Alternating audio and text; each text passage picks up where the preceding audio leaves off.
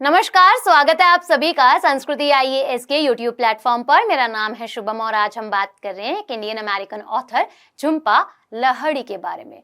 हाल ही में कैफिए के कारण झुंपा लाहिड़ी ने न्यूयॉर्क संग्रहालय से अवार्ड लेने से इनकार कर दिया है और ये अवार्ड है इसामू नोगुची। इसी के साथ ये चर्चाओं का विषय बन गया है। अगर कैफिए को समझा जाए तो कैफिए एक कॉटन क्लॉथ है जो सिर को कवर करने के लिए इस्तेमाल में लिया जाता है।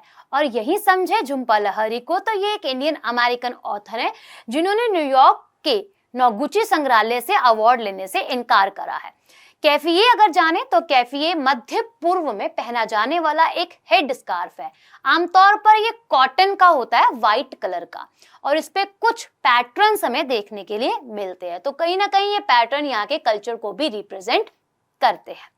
अच्छा, पैटर्न में हमें देखने के लिए मिलता है मछली को पकड़ने वाला जो जाल होता है, उस जाल को इस पैटर्न पर डिजाइन और इसे डिजाइन किया जाता है कपड़े पर, क्योंकि इस क्षेत्र में मछली पकड़ना ऐतिहासिक रूप से एक प्रमुख व्यवसाय बना रहा, तो इसलिए इसका इस्तेमाल किया जाता है।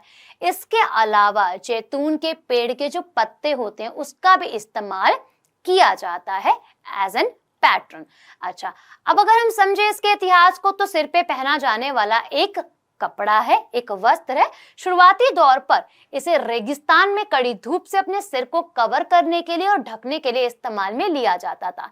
ऐसा भी माना जाता है कि इसका इस्तेमाल निचले तबके के लोग करते थे, जो उनकी धार्मिक जुड़ाव और सामाजिक आर्थिक स्थिति का भी संकेत था। कैफिए निम्न स्थिति का भी सूचक बन गया था। इसी के साथ यह फेलहे किसानों को एफएनडी शहर के शिक्षित मध्य वर्ग के पुरुष जो महरून रंग का तरबूश पहनते हैं उनसे भी अलग करता था। अच्छा, ये प्रतीक कब बना इसे समझ लेते हैं। 1917 के अंदर ऑटोमन साम्राज्य के पतन के बाद ब्रिटेन ने फिलिस्तीन को नियंत्रित कर लिया था, तो वहां के लोग अब मुक्ति चाहते थे, तो कहीं ना कहीं विरोध का कारण ये बना।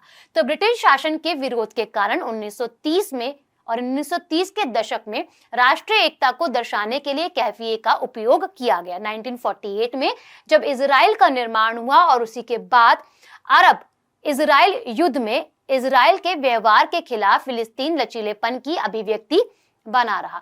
1970 में भी ये काफी ज्यादा प्रसिद्ध हुआ और लोकप्रिय हुआ। उससे भी पहले इजराइल की कार्यवाही जो भी हाल ही में हुआ है, तो हाल ही में हुई इजराइल कार्यवाही के खिलाफ विरोध प्रदर्शन में भी लोगों ने इस स्कार्फ को पहना है। फिलिस्तीन मुक्ति संगठन के नेता यासर अराफात के पहनने के कारण भी 1970 के दशक में ये काफी ज्यादा लोकप्रिय बन गया था। अब इस पे कई बार बैन लगाया गया है, कई बार इसे प्रतिबंध किया गया है। तो पश्चिम देशों में कैफिए पहनना यानी कि ये इजराइल के प्रति विरोध दर्ज करने के तौर पर देखा जाता है, जिसे कई बार रोक लगाई गई है और कई बार प्रतिबंध लगाया गया। ऑस्ट्रेलिया के विक्टोरिया प्रांत की विधायिका ने भी सदन में इसे पहनने पर प्रतिबंध लगा दिया है।